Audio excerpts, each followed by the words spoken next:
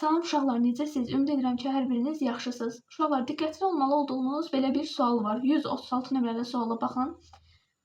Baxın uşaqlar, burada bərabər yavaşlayan və bərabər yeniləşən hərəkətdən danışır. Mən əvvəlki videolarda izah etmişdim ki, təcil və sürət əks istiqamətdə olduqda yavaşlayan hərəkət, təcil və sürət eyni istiqamətdə olduqda yeniləşən hərəkətdir.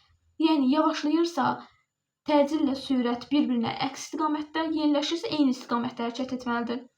Baxın uşaqlar, mənə burada verib ki, birinci cisim yavaşlayır, ikinci cisim yeniləşir.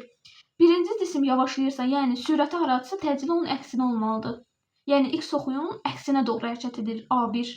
X oxunun əksinə doğru hərəkət etməkdən deməkdir uşaqlar, yəni mənfi qiymət alır.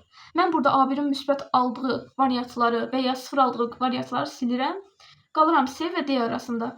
Yeniləşən hərəkətə baxın uşaqlar. Yeniləşən hərəkətdə dedik ki, sürət hansı istiqamətdədirsə, təcil də o istiqamətə hərəkət etməlidir. Yəni V2 sola doğru hərəkət edirsə, x oxunun əksinə hərəkət edirsə, mənim A2-im, ikinci təcilim, demək ki, sola istiqamətdə hərəkət etməlidir.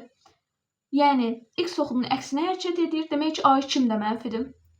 Yəni A1 və A2 hər ikisi mənfi olan qiyməti C variantı. Uşaqlar, 137-ci sual sizdədir. Bunu siz qeyd edin. Mən səhv və ya düzgün tapdığınızı rəylərdə qeyd edəcəm.